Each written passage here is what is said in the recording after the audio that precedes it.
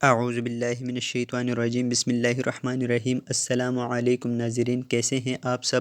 ناظرین امید کرتا ہوں آپ سب خیریت سے ہوں گے۔ ناظرین آج کا جو ہمارے ویڈیو کا ٹاپک ہے، ناظرین جیسا کہ آپ کو پتہ ہی ہوگا کہ میں نے قصہ حضرت یوسف علیہ السلام کی ویڈیوز اپلوڈ کرنا شروع کی ہیں، جس کا یہ آپ پارٹ 3 دیکھ رہے ہیں۔ تو ناظرین اگر پارٹ 1 اور پارٹ 2 آپ نے نہیں دیکھا تو اس کا لنک میں ڈسکرپشن باکس میں دے دوں گا، آپ وہاں سے کلک کر کے وہ ویڈیوز بھی دیکھ سکتے ہیں۔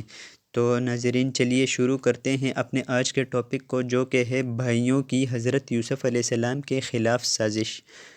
حضرت یوسف علیہ السلام کا خواب سننے کے بعد حضرت یعقوب علیہ السلام نے ان میں نبی بننے کے آثار دیکھے تو ان سے زیادہ محبت کرنے لگے۔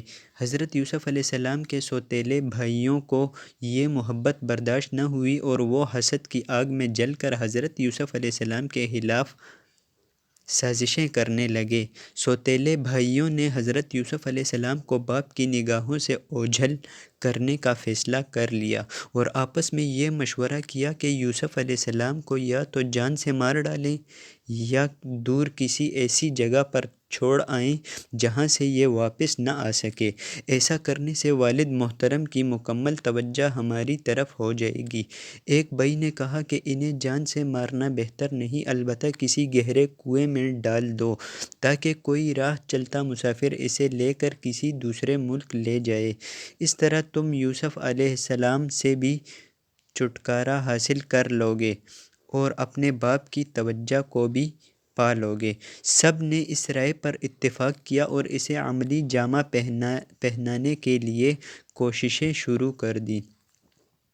فرمان الہی ہے ترجمہ: جب انہوں نے یعنی برادران یوسف نے آپس میں کہا کہ یوسف علیہ السلام اور اس کا بھائی بنیامین تو ہمارے باپ کو ہم سب سے زیادہ پیارے ہیں، حالانکہ ہم ایک طاقتور جماعت ہیں، یقیناً ہمارے ابا جان واضح غلطی پر ہیں، لہٰذا تم یوسف علیہ السلام کو قتل کر دو یا اسے کسی نامعلوم جگہ پھینک دو تاکہ تمہارے والد کی محبت کا رخ صرف تمہاری طرف ہو جائے، اس کے بعد تم نیک بن جانا۔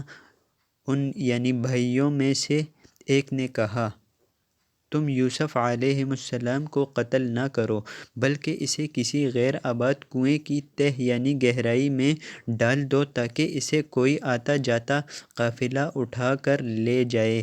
اگر تمہیں کچھ کرنا ہی ہے تو یوں کرو۔ سورہ یوسف آیات نمبر 8 تا 10۔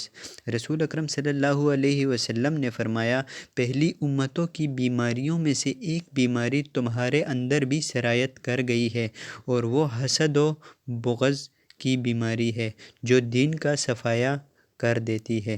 ترمذی شریف کی حدیث ہے اور ابی زبیر رضی اللہ عنہ نے اس کو روایت کیا ہے۔